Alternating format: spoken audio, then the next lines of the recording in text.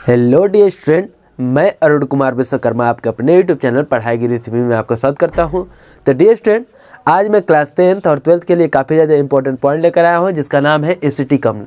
Acetic अम्ल काफ़ी ज़्यादा महत्वपूर्ण क्वेश्चन है। ये बोर्ड एग्जाम के दृष्टिकोण से काफ़ी ज़्यादा इंपॉर्टेंट है। ये कई बार पूछा गया क्वेश्चन भी है और इसके आने के चांसेस बहुत ज़्यादा रहते हैं। लगातार ये पेपर में किसी न किसी सेट में आ जाता है, देखने को मिलता है कि एसिटिक अम्ल क्या होता है, इसका रासायनिक गुणधर्म क्या होता है, इसको कैसे बनाया जाता है, बनाने की विधि क्या होती है, इसी सब के बारे में यहाँ पे क्वेश्चन करता है। तो चलिए समय को नंबर बात करते हुए स्टार्ट करते हैं। एसिटिक अम्ल होता क्या है? सबसे पहले यहाँ पे एसिटिक अम्ल का हम लोग परिचय देखेंगे। तो यहाँ पे एसिटिक अम्ल एक तरह से एक कार्बोक्सिलिक अम्ल है। क्या है? कार्बोक्सिलिक अम्ल। तो इसका बोल सकते हैं, इसका जो क्रियात्मक समूह होता है, क्या होता है? क्रियात्मक समूह।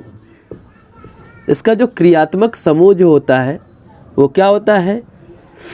तो क्रियात्मक इसका समूह होता है कार्बोक्सिलिक अम्ल। क्या होता है? कार्बोक्सिलिक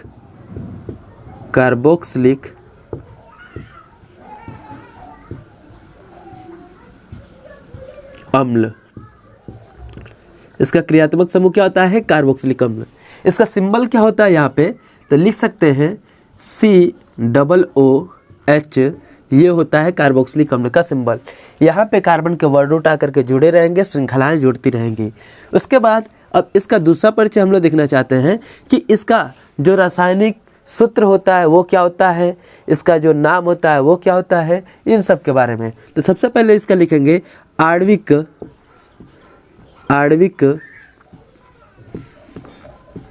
सूत्र या रासायनिक सूत्र भी कह सकते हैं। इसका रासायनिक सूत्र क्या होगा? तो इसका रासायनिक सूत्र होता है CH3COOH।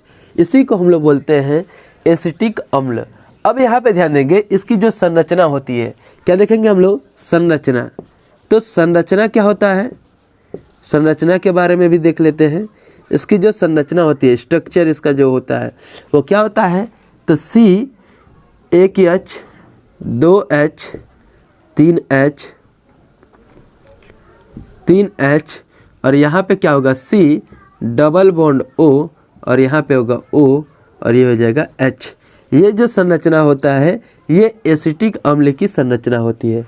उसके बाद अगला जो इसका अणु भार होता है, क्या होता है? अणु भार।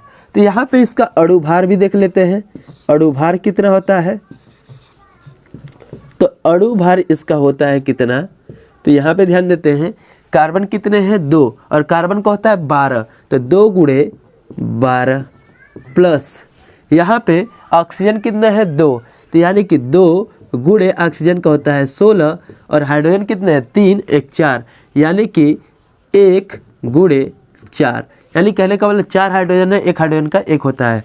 अब यहाँ पे इन सबको जोड़ेंगे हमें, तो ये मिलेगा 12 दुना के 24, ये मिलेगा 16 दुना के 32 और ये मिलेगा कितना? 4 एकम 4 यानी कि 28 और 32 कितना हो जाएगा? 60 हो जाएगा। यानी 60 AMU हमें मिलेगा। किसका अणु भार मिलेगा? तो ये जो अणु भार है ये एसिटिक अम्ल का अणु भार है। कहीं कहीं AMU को आधुनिक पद्धति में U लिखा जाता है, तो किताबों में U भी दिया होगा, यानी कि 60 U बोले या 60 AMU बोले, बात एक ही है, कोई अंतर नहीं है। तो ये होगा एसिटिक अम्ल के बारे में। अब यहाँ पे ध्यान देंगे, इसका जो नाम होता है, क्या नाम? यानी कि IUPAC नेम भी पूछता है कि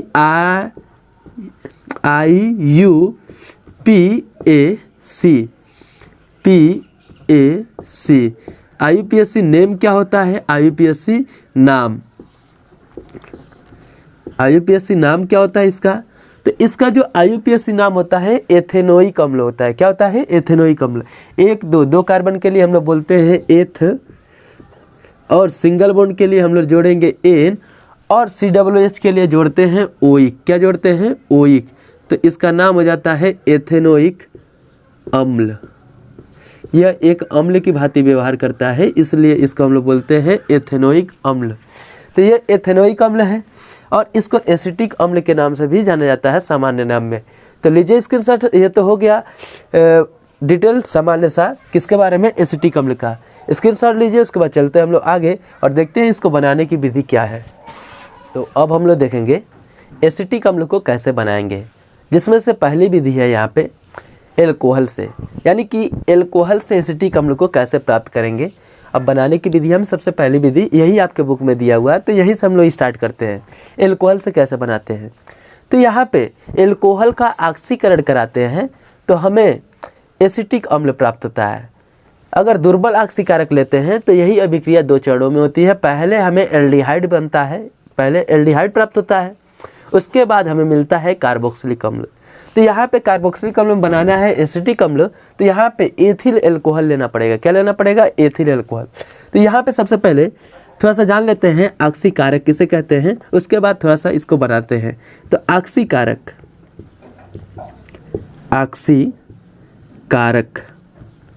ऑक्सीकारक क्या होता है इसके बारे में जान लेते हैं। ऑक्सीकारक वह रिएजेंट, वह अभिकर्मक जिसके प्रेजेंस में, जिसकी उपस्थिति में ऑक्सीकरण की क्रिया होती है, उसे ऑक्सीकारक कहते हैं।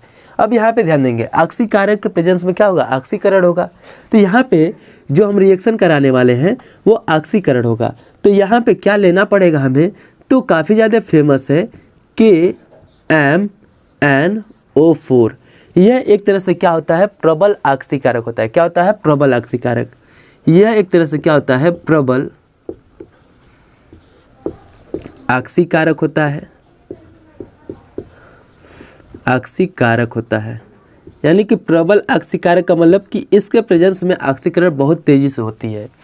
और या तो अगर ये नहीं लेना चाहते हैं तो या करके हम लोग ले सकते हैं क्या? K2Cr2O7, ये भी एक ऑक्सीकारक ही होता है। अगर ये भी नहीं लेना चाहते हैं तो ले सकते हैं CrO3, यानी क्रोमियम ऑक्साइड भी ले सकते हैं। ये भी ऑक्सीकारक होता है, लेकिन ये थोड़े क्या होते हैं? दुर्बल होते हैं। क्या होते हैं? दुर्बल ऑक्सीकारक के कैटेगरी में आते हैं।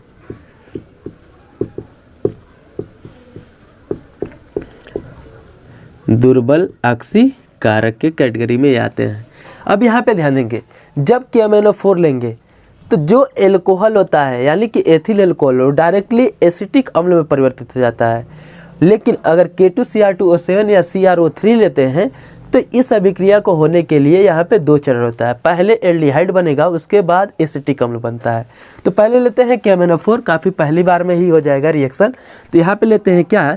सबसे पहले एथिल एल्कोहल CH3CH2 और लेते हैं OH। इसकी क्रिया हम लोग जैसे ही कराएंगे नवजात ऑक्सीजन से, इसको बोलते हैं शिशु ऑक्सीजन या नवजात ऑक्सीजन। और किसके प्रेजेंस में रिएक्शन हो रहा है? तो यहाँ पे लिख सकते हैं KMnO4, यानी पोटेशियम परमैंगनेट। इसके साथ क्या रहेगा? तो अम्लीय माध्यम, कहने का मतलब क्या है? H+ भी ले सकते हैं।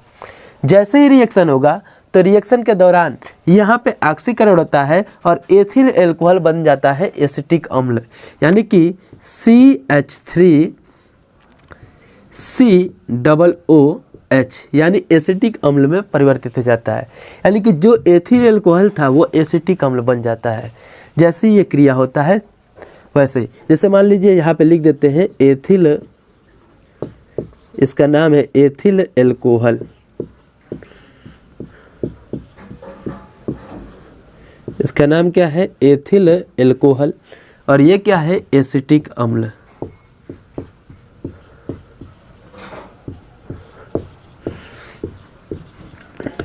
अब यहाँ पे ध्यान देंगे कि K2Cr2O7 या CrO3 के प्रेजेंस में कैसे होगा रिएक्शन।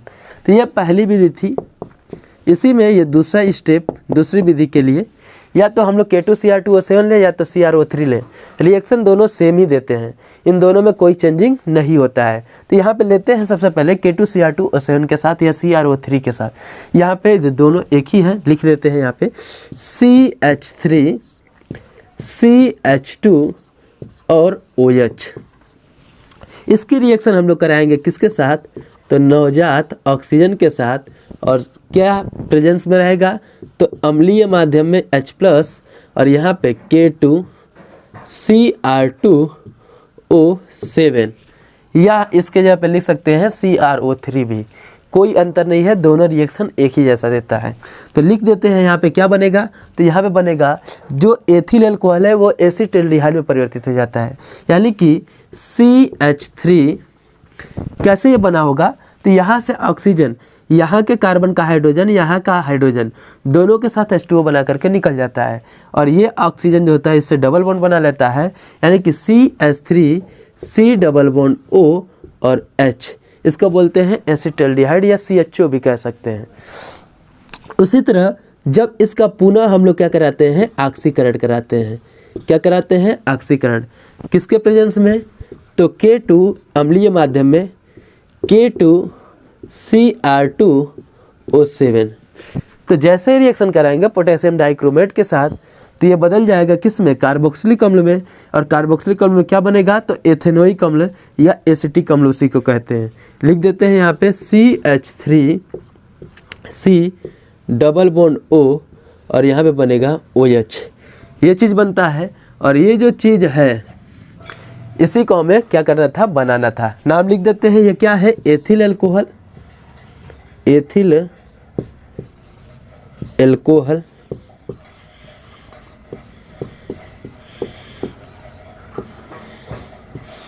एथिल अल्कोहल, और ये क्या है, एसिटाल्डिहाइड।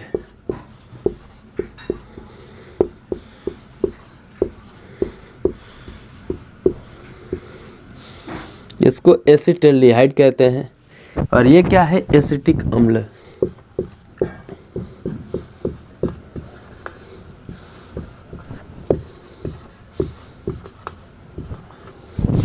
एसिटिक अम्ल कहते हैं। तो लीजिए स्क्रीनशॉट, उसके बाद चलते हैं हम लोग आगे। ये तो एल्कोहल से हो गया, अगला देखते हैं किसी और चीज़ से। तो अब हम लोग देखेंगे दूसरी विधि, जल अपघटन के दौरान कैसे एसिटिक अम्ल को प्राप्त किया जा सकता है। काफ़ी ज़्यादा आसान विधि है, काफ़ी ज़्यादा इम्पोर्टेंट है, इस विधि द्वारा भी देख लिया जाए एसिटिक अम्ल कैसे बनेगा। तो यहाँ पे लिख देता हूँ, जल अपघटन से, जल अपघटन से कैसे एसिटिक अम्ल को बनाया जाएगा, इसी के बारे में। तो देखो, जल अपघटन से कई सारे यौगिकों से हम लोग क्या कर सकते हैं, एसिटिक अम्ल प्राप्त कर सकते हैं। जैसे यहाँ पे एग्जाम्पल के लिए लिख सकता हूँ CH3 C double bond O Cl, या हम लोग ले सकते हैं क्या, तो यहाँ पे ले सकते हैं CH3 double bond O NH2, या अगर ये भी नहीं लेना चाहते हैं तो ले सकते हैं क्या, CH3 C double bond O, यहाँ पे O CH3। अगर ये भी नहीं लेना चाहते हैं तो एक और ले सकते हैं, एसिड एनहाइड्राइड, एसिड एनहाइड्राइड।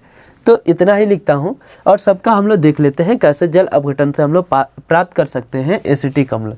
तो यहाँ पे ध्यान देंगे, इसका नाम है एथेनोइल क्लोराइड। क्या नाम है, एथेनोइल क्लोराइड, और इसको बोलते हैं हम लोग क्या, तो इसको बोलते हैं एथेनेमाइड, एथेनेमाइड।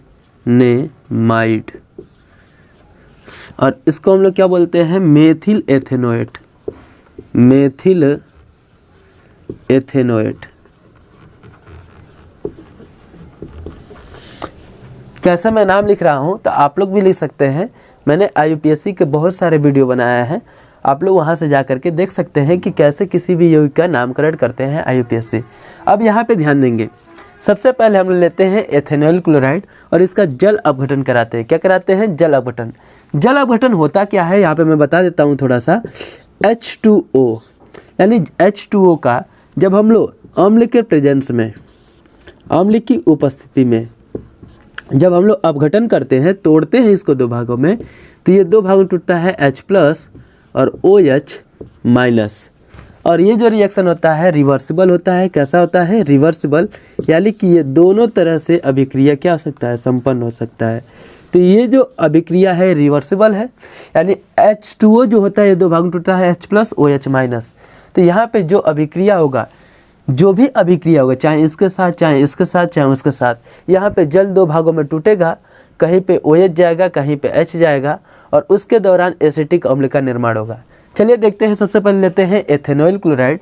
तो यहाँ पे सबसे पहला जो हम लोग लेते हैं एथेनॉइल क्लोराइड, लिखता हूँ यहाँ पे क्या लेंगे, CH3C डबल बॉन्ड O और यहाँ पे लिखता हूँ Cl। इसका नाम क्या है, एथेनॉइल क्लोराइड, एथेनॉइल क्लोराइड। और इसकी क्रिया हम लोग किससे कराएंगे, H2O से। किससे कराएंगे, H2O से। इन प्रेजेंस आप किसके, तो H+ अम्ल की उपस्थिति में। अब यहाँ पे ध्यान देंगे, H2O 2 भागों में टूटेगा और जो भी बॉन्ड टूटना रहेगा यहाँ पे, तो टूटने वाला है कार्बन और जो बगल में ग्रुप लगा है ये इसका। तो ये जो क्लोरीन होता है ये हाई इलेक्ट्रोनेगेटिव होता है, जिसकी वजह से इस पर क्या आएगा, माइनस चार्ज, और कार्बन पे क्या आएगा, प्लस चार्ज। तो यहाँ पे जल 2 भागों में टूटता है, H+ OH-। तो जहाँ पे प्लस है वहाँ पे OH- जाता है, जहाँ पे माइनस है वहाँ पे H+ जाता है, जिससे H+ और Cl- दोनों मिल करके HCl बना करके क्या हो जाता है, निकल जाते हैं। यानी साइड प्रोडक्ट में यहाँ पे बनेगा HCl। उसके बाद यहाँ पे जो प्लस है इससे कौन जुड़ेगा, OH, यानी बनता है क्या, CH3C डबल बॉन्ड O और यहाँ पे आएगा OH। टाइम बहुत कम है, नहीं तो इसका मैकेनिज्म पूरा डिटेल में बताता है कैसे कैसे ये हुआ है। इसको बोलते हैं हम लोग एसिटिक अम्ल। इसको क्या बोलते हैं, एसिटिक अम्ल, या इसी को बोलते हैं एथेनोइक अम्ल। क्या बोलते हैं, एथेनोइक एसिड भी कहते हैं। और वो क्या है, हाइड्रोक्लोरिक अम्ल। तो यहाँ पे हमने क्या लिया, एथेनॉइल क्लोराइड, और इसका जल अपघटन कराया, 2 भागों में टूटा। तो एक जगह गया H+, एक जगह गया H+, एक जगह गया OH-, और ये मिल करके कंपाउंड क्या बनाया है, तो ethanoic acid plus HCl। HCl से मतलब नहीं है, साइड प्रोडक्ट है मतलब है एथेनोइक अम्ल से जो है एसिटिक अम्ल। दूसरा हम लोग ले सकते हैं इसी प्रकार, क्या ले सकते हैं तो CH3NH2, CONH2। यहाँ पे लेता हूँ CH3C डबल बॉन्ड O और यहाँ पे लेता हूँ NH2। अब रिएक्शन के दौरान होगा क्या, जब इसका हम लोग जल अपघटन कराएंगे, H2O के साथ क्रिया कराएंगे, इन प्रेजेंस आप किसके, H+ के। डाइल्यूट H2SO4 भी बोल सकते हैं, डाइल्यूट HCl भी बोल सकते हैं। तो यहाँ पे ध्यान देंगे, नाइट्रोजन और कार्बन के बीच का बॉन्ड टूटता है, जिसकी वजह से इस पर क्या होता है, माइनस, इस पर क्या होता है, प्लस, यानी कि ये माइनस और ये प्लस। तो यहाँ पे जल अपघटन के दौरान H+ चला जाता है NH2- के पास, तो ये बन जाता है NH2 पहले से था, एक H+ आया तो प्लस माइनस को ख़त्म कर देगा और एक H और आ गया तो NH3 बनता है, यानी कि इसका साइड प्रोडक्ट क्या होगा, NH3 होगा। और प्लस में बनेगा क्या, तो CH3C डबल बॉन्ड O, और ये वाला तो बॉन्ड टूटा है तो इसके जगह पे आता है OH-। क्या आता है, OH-। और ये भी क्या एक प्रकार का एसिटिक अम्ल है, जिसको बोल रहे हैं हम लोग एथेनोइक अम्ल, एथेनोइक अम्ल। और ये क्या बना है, अमोनिया। ये क्या है, तो इसको बोलते हैं एथेनेमाइड, एथेनेमाइड इसको कहते हैं। और उसी तरह एस्टर भी होता है, एस्टर का मतलब मेथिल एथेनोएट। अब इसको लेते हैं, इसकी अभी क्रिया करा देते हैं मेथिल एथेनोएट का। तो तीसरा रिएक्शन एस्टर के साथ कैसे होगा, तो यहाँ पे ध्यान देंगे, CH3C डबल बॉन्ड O, इसको थोड़ा ठीक से मैं लिखता हूँ नीचे, CH3C double bond O, OCH3, और इसका जल अपघटन कराते हैं, H2O के साथ रिएक्शन कराते हैं। तो बनता क्या है, ये जो रिएक्शन है H+ के प्रेजेंस में हो रहा है। और इसमें बनेगा क्या, तो इसमें बनने वाला है क्या, तो यहाँ पे ध्यान देंगे, कार्बन और ऑक्सीजन के बीच का जैसे ही बॉन्ड टूटता है तो ऑक्सीजन पे क्या आता है, माइनस, और कार्बन पे क्या आएगा, प्लस। यानी कि हर जगह देखो एक ही चीज़ कॉमन है, कार्बन ये समूह है, कार्बन ये समूह है, कार्बन ये समूह है, तो इस साइड जितने भी समूह है हाई इलेक्ट्रोनेगेटिव होने के कारण इन सब पे क्या आ रहा है, माइनस आ रहा है, और इन सब पे क्या आ रहा है, प्लस आ रहा है। तो प्लस वाले से कौन जुड़ा है, OH माइनस, और माइनस वाले से क्या जुड़ा है, H प्लस, यानी CH3O माइनस से जुड़ेगा H प्लस, तो CH3OH हो जाएगा, यानी कि इसका साइड प्रोडक्ट क्या बनेगा, CH3OH। यहाँ पे क्या बनेगा, तो CH3 C double bond O, और यहाँ पे क्या आएगा, तो यहाँ से प्लस है तो इससे जुड़ेगा OH माइनस, तो जुड़ जाएगा OH। इसको हम लोग क्या बोलेंगे, एथेनोइक अम्ल, एसिड। इसमें हाइड्रोक्लोरिक अम्ल, इसमें अमोनिया, इसमें मेथिल एल्कोहल बना। और ये जो विधि है ये काफ़ी ज़्यादा आसान विधि है जल अपघटन से एसिटिक अम्ल प्राप्त करना। तो लीजिए स्क्रीनशॉट, उसके बाद एसिड एनहाइड्राइड से देखते हैं, वो भी जल अपघटन से ही है। उसके बाद चलते हैं हम लोग आगे। तो अब हम लोग देखेंगे एसिड एनहाइड्राइड से कैसे एसिटिक अम्ल प्राप्त किया जाता है। तो यहाँ पे एसिड एनहाइड्राइड काफ़ी ज़्यादा आसान विधि भी है और काफ़ी ज़्यादा इम्पोर्टेंट है, क्योंकि इसमें पूरा का पूरा प्रोडक्ट क्या मिलता है, एसिटिक अम्ल ही मिलता है। तो यहाँ पे ध्यान देंगे, लिखते हैं CH3C डबल बॉन्ड O, यहाँ पे लेता हूँ O, C double bond O और CH3, इसका नाम है डाई एथेनोइक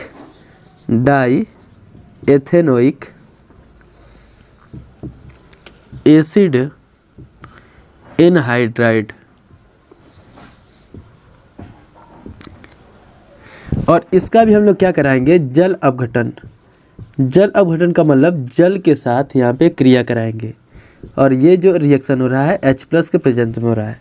अब यहाँ पे ध्यान देंगे, जो रिएक्शन होगा इसमें क्या होगा, चाहे ये वाला बॉन्ड तोड़े चाहे ये वाला बॉन्ड तोड़े, दोनों देखो पोजीशन सेम है।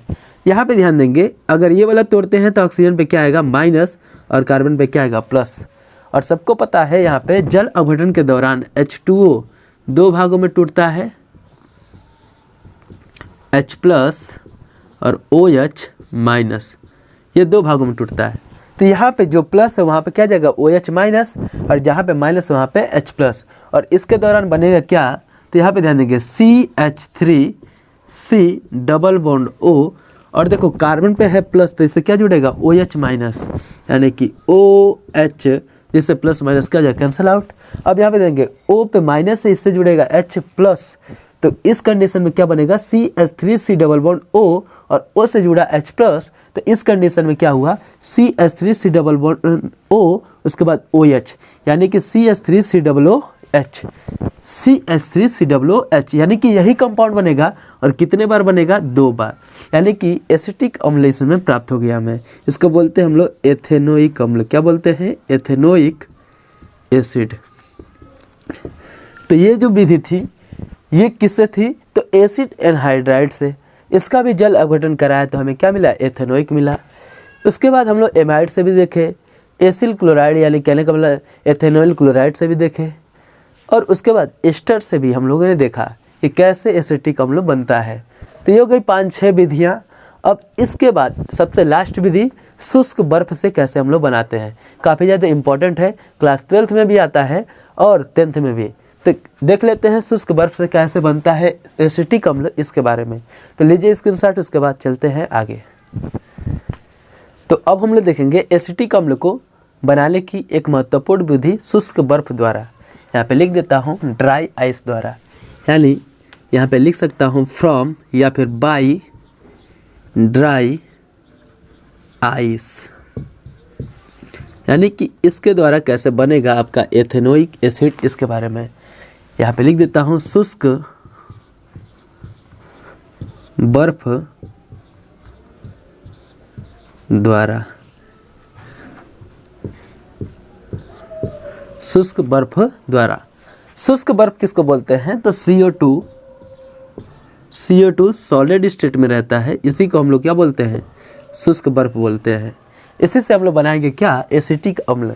यहाँ पे ध्यान देंगे, एक रिएजेंट होता है जिसको बोलते हैं ग्रिग्नार अभिकर्मक, ग्रिग्नार रिएजेंट, उसको हम लोग बोलते हैं यहाँ पे जैसे CH3Mg Br methyl magnesium bromide. ये जो होता है इसको हम लोग क्या कहते हैं, ग्रिग्नार्ड अभिकर्मक। ग्रिग्नार्ड अभिकर्मक।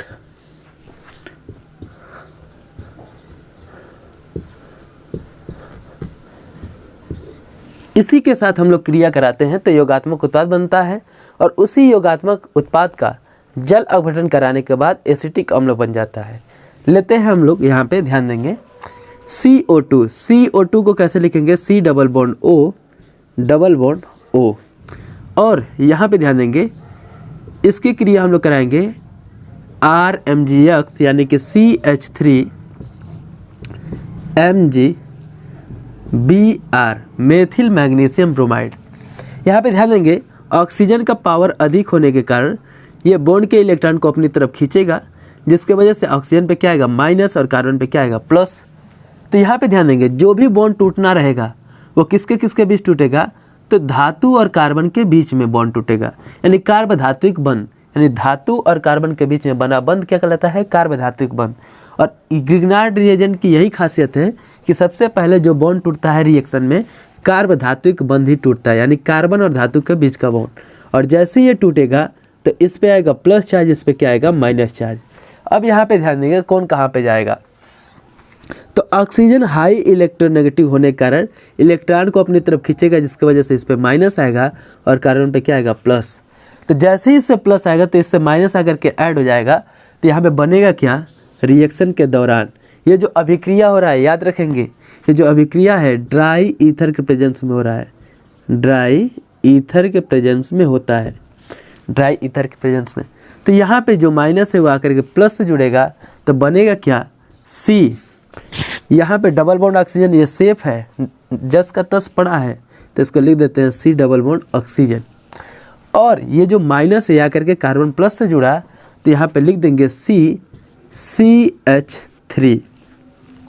और यहाँ पे ऑक्सीजन पे माइनस है तो यहाँ पे ऑक्सीजन से जो माइनस था इससे कौन जुड़ा, तो MgBr आकर के जुड़ा, इस पे क्या था प्लस चार्ज था। अब यहाँ पे ध्यान देंगे ये जो कंपाउंड बना है इसको बोलते हैं योगात्मक उत्पाद। क्या बोलते हैं, योगात्मक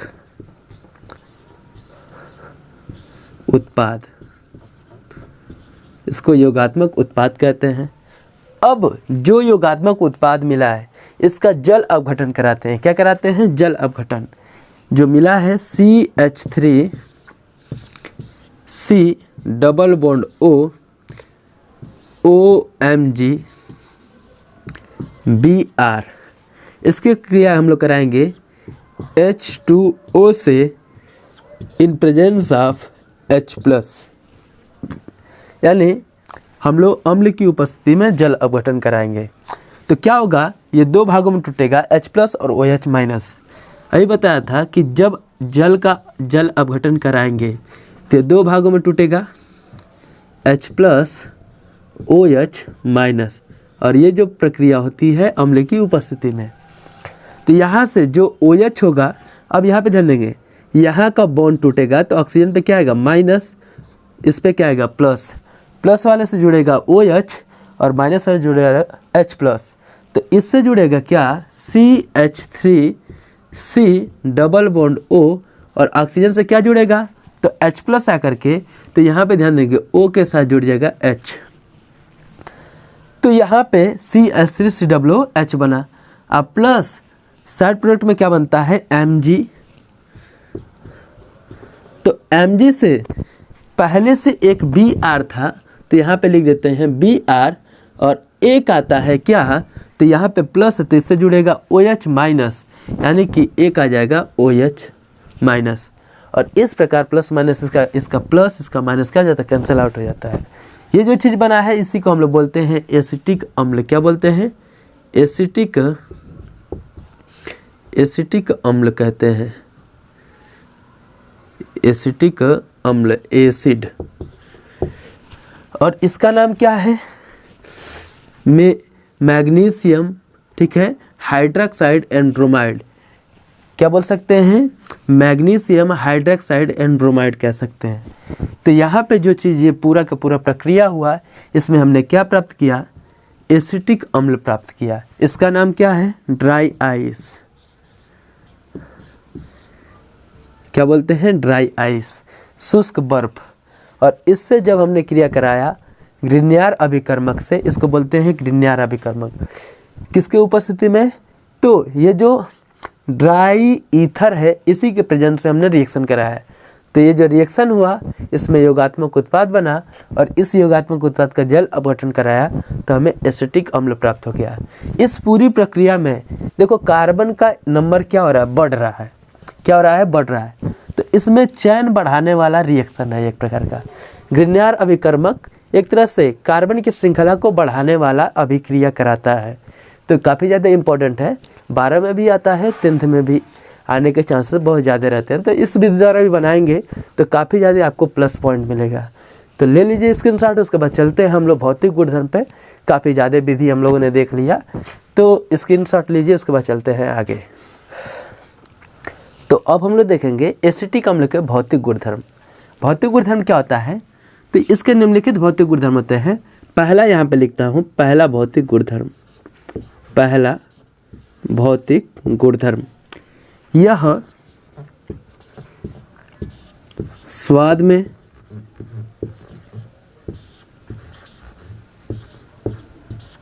खट्टा, स्वाद में कैसा होता है? खट्टा व रंगहीन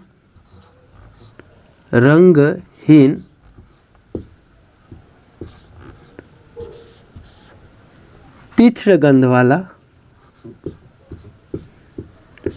तीक्ष्ण गंध वाला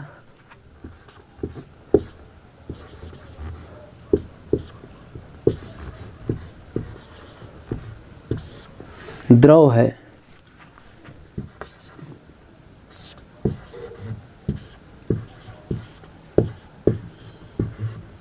यानी यह स्वाद में खट्टा होता है, रंगहीन होता है और तीक्ष्ण गंध वाला यानी कि तेज गंध वाला होता है। उसके बाद यहाँ पे दूसरा पॉइंट इसका लिख सकते हैं क्या? यह जल में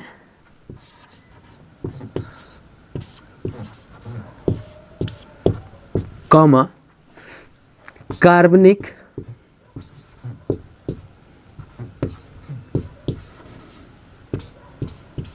विलायक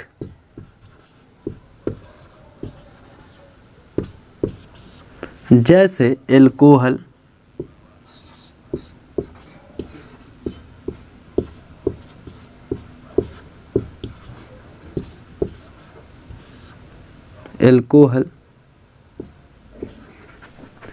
ईथर,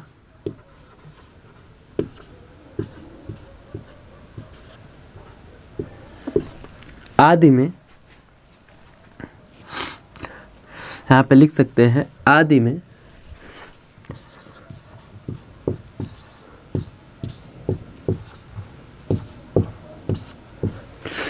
विलय होता है।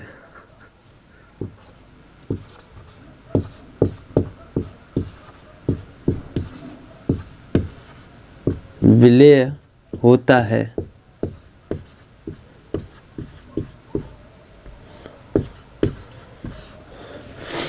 तीसरा पॉइंट क्या है? इसका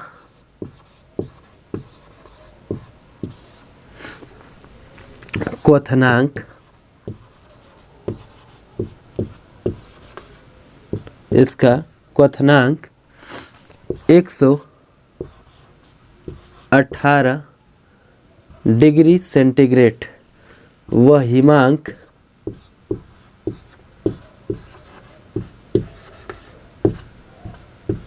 16 कितना होता है? तो 16.5 डिग्री सेंटीग्रेड होता है।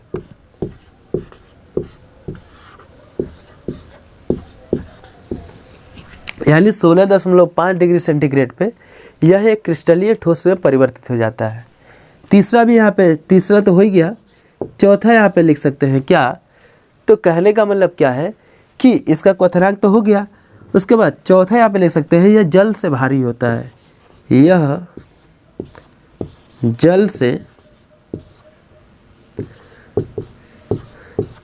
भारी होता है।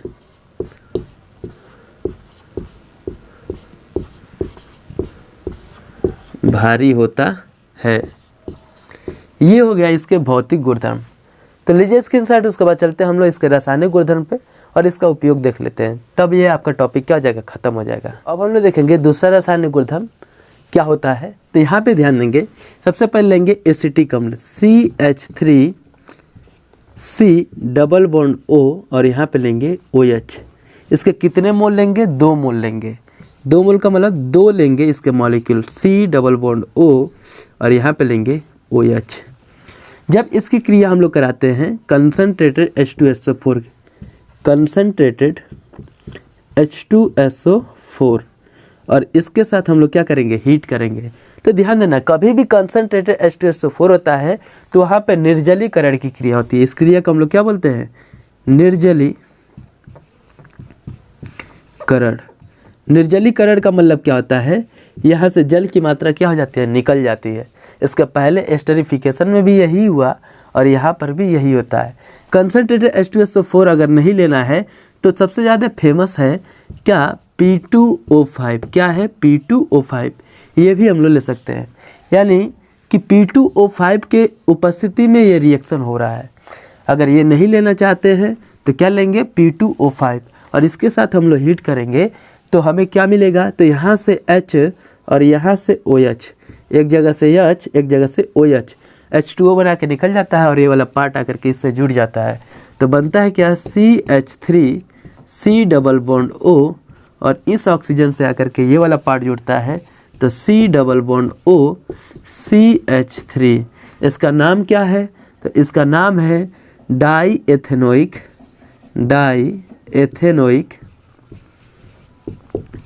Acid anhydride.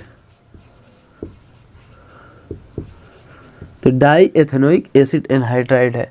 इस तरह हम लोग दूसरा, ये तो दूसरा था, तीसरा हम लोग देखेंगे इसका नेचर किसके साथ। तो यहाँ पे ध्यान देंगे, लिथियम एल्यूमिनियम हाइड्राइड।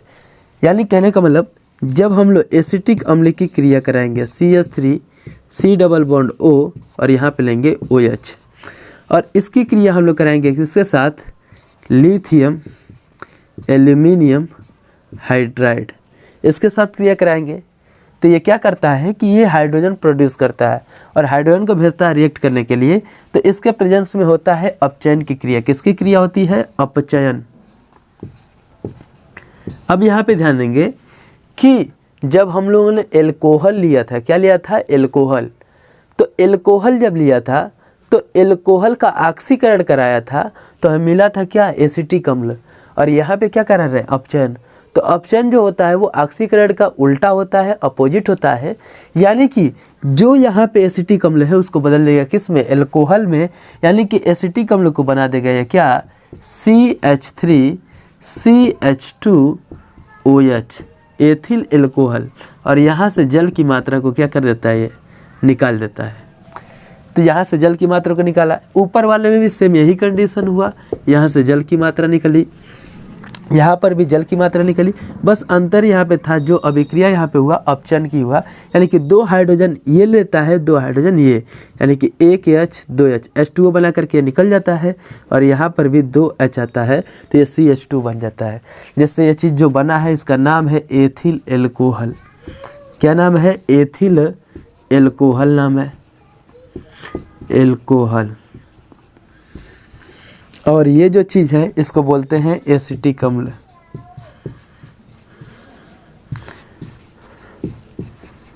तो लीजिए स्क्रीनशॉट, उसके बाद चलते हैं आगे। लास्ट रासायनिक गुणधर्म एक आध दो देख लेते हैं। तो अगला रासायनिक गुणधर्म अब हम लोग देखते हैं यहाँ पे हैलोजनन। पॉइंट नंबर 4 क्या देखेंगे, हैलोजनन।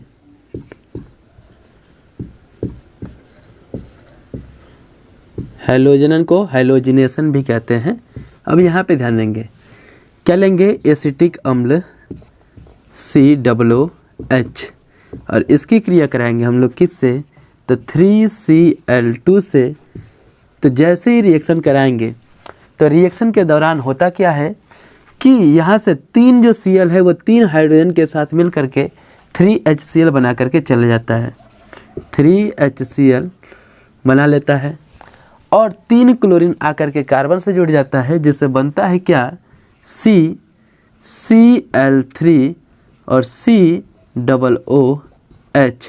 या करके इसका स्ट्रक्चर लिखना चाहेंगे तो C 1 Cl 2 Cl 3 Cl C double bond O और OH, ये बनता है। तो ये जो अभिक्रिया हुआ इसमें क्या हुआ, हैलोजन का योग हुआ। तो इस अभिक्रिया को हम लोग क्या बोलते हैं, हैलोजिनेशन, हैलोजनन कहते हैं। तो ये होगा चौथा पॉइंट। पांचवा पॉइंट क्या होगा, अब इसको देख लेते हैं। तो पांचवा पॉइंट यहाँ पे लिख देता हूँ मैं। पांचवा पॉइंट किससे करा देते हैं, SOCl2 से। किससे करा देते हैं, SOCl2 से। तो SOCl2 से कराएंगे तो क्या बनेगा, यहाँ पे ध्यान देंगे, CH3 C double bond O और यहाँ पे लेंगे O और यहाँ पे H। तो जैसे ही क्रिया कराएंगे SOCl2 से, किसे कराएंगे, SOCl2 से। तो इसके दौरान थायोनील क्लोराइड बोलते हैं, SOCl2, इसको बोलते हैं थायोनील क्लोराइड।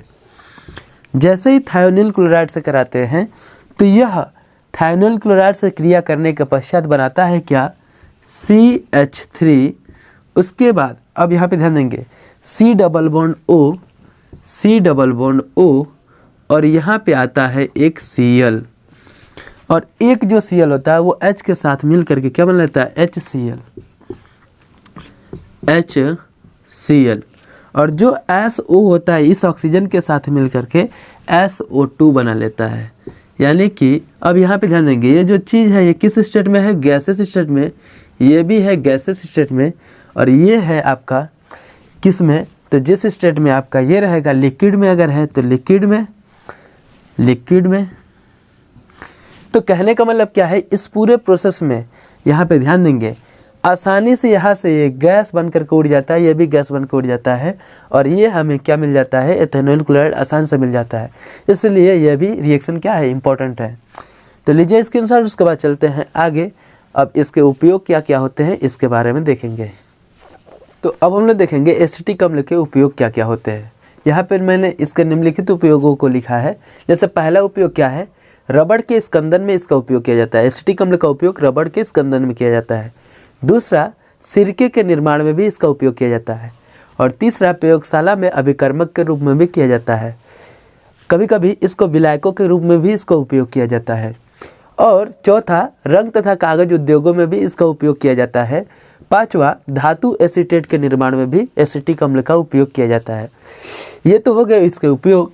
थोड़ा सा हम लोगों ने 5-6 जो भी देखा है, अब इसके बाद थोड़ा सा एक्स्ट्रा देख लेते हैं रासायनिक गुणधर्म क्या होता है। यहाँ पे बता देता हूँ। जैसे यहाँ पे छठा रासायनिक गुणधर्म क्या होगा, छठा रासायनिक गुणधर्म क्या होगा इसके बारे में। तो यहाँ पे हम लोग लेंगे एसिटिक अम्ल CH3COOH और इसकी क्रिया हम लोग कराएंगे हाइड्रोजोइक अम्ल के साथ। N3H को हम लोग बोलते हैं हाइड्रोजोइक अम्ल। इसके साथ जैसे ही रिएक्शन कराएंगे तो बनेगा क्या, तो यहाँ से ये जो रिएक्शन होता है ये होता है कंसनट्रेटेड, लिख देता हूँ यहाँ पे, कंसनट्रेटेड H2SO4 के प्रेजेंस में। और इस रिएक्शन के दौरान बनता क्या है, यहाँ से CO2 बना करके निकल जाता है। यानी कि इस पूरे प्रोसेस बनता है CO2। और क्या बनता है, तो बनता है यहाँ पे ध्यान देंगे CH3, यहाँ का एक H और यहाँ का एक H और यहाँ का एक N, यानी कि CH3NH2, यानी प्राथमिक एमीन बनता है। क्या बनता है, प्राथमिक एमीन बनता है। अब प्लस में यहाँ पे क्या बनेगा, N2 गैस भी क्या होती है, रिलीज होती है। तो N2 गैस रिलीज हुआ, CO2 निकला और बना क्या, प्राइमरी एमीन। इस अभिक्रिया को हम लोग बोलते हैं स्मीट अभिक्रिया। क्या बोलते हैं, स्मीट अभिक्रिया भी कहते हैं। तो ये चीज़ याद रखेंगे, काफ़ी ज़्यादा इम्पोर्टेंट है। स्मीट अभिक्रिया किसे कहते हैं, तो इस अभिक्रिया को स्मीट अभिक्रिया भी कहते हैं। तो ये नोट पॉइंट में लिख लेंगे, काफ़ी ज़्यादा इम्पोर्टेंट है। एक और बता देता हूँ, तो यहाँ पे मार्कर का स्याही ख़त्म हो गया है, मैं थोड़ा सा चेंज कर लेता हूँ। तो एक और बता देता हूँ, यहाँ पे सातवां PCl5 के साथ रिएक्शन। तो एसिटिक अम्ल का PCl5 के साथ अभिक्रिया कराते हैं तो क्या होता है। तो PCl5 के साथ जैसे ही रिएक्शन कराते हैं तो यहाँ का एक H, यहाँ का एक Cl, HCl बना करके निकल जाता है, यानी कि HCl बनता है प्लस। अब यहाँ पे ध्यान देंगे, यहाँ का O और यहाँ के 3 Cl के साथ मिल करके बना लेता है POCl3। और एक Cl जो बचा है, एक जो Cl बचा हुआ है इसका, वो Cl इसके साथ जुड़ करके बना लेता है CH3COCl। यानी कि ये वाला आपका प्रोडक्ट जो होता है ये आपका मेन प्रोडक्ट होता है और ये दोनों के दोनों साइड प्रोडक्ट होते हैं। तो ये हो गया इसका सातवां, ये हो गया इसका छठा रासायनिक गुणधर्म। तो ले लीजिए स्क्रीनशॉट, इसको नोट पॉइंट में याद रखेंगे, ये भी इम्पोर्टेंट ही है इसलिए मैं बता दिया हूँ। तो अब तक लगभग आप लोगों का इतना काफ़ी है। एसिटिक अम्ल का रासायनिक गुणधर्म बनाने की विधि भी हो गया, उपयोग भी हो गया, भौतिक गुणधर्म भी हो गया। तो उम्मीद करता हूँ काफ़ी आप लोगों को ये समझ में आया होगा। वीडियो समय थोड़ा सा अधिक लगा है वीडियो को बनाने में, लेकिन कुछ आप लोगों को ज़्यादा इसमें बताया गया है। और भी अगर वीडियो आप लोगों को जो टॉपिक की आवश्यकता है यहाँ पे कमेंट कर सकते हैं, आप लोगों को नेक्स्ट वीडियो उससे रिलेटेड मिल जाएगा। इसका अगला वीडियो लुईस संरचना से रिलेटेड बनाने वाला हूँ। उसके बाद जितनी भी रासायनिक अभिक्रियाएँ हैं उनसे रिलेटेड वीडियो बनाऊँगा। तो लीजिए स्क्रीनशॉट, उसके बाद मिलते हैं नेक्स्ट वीडियो में।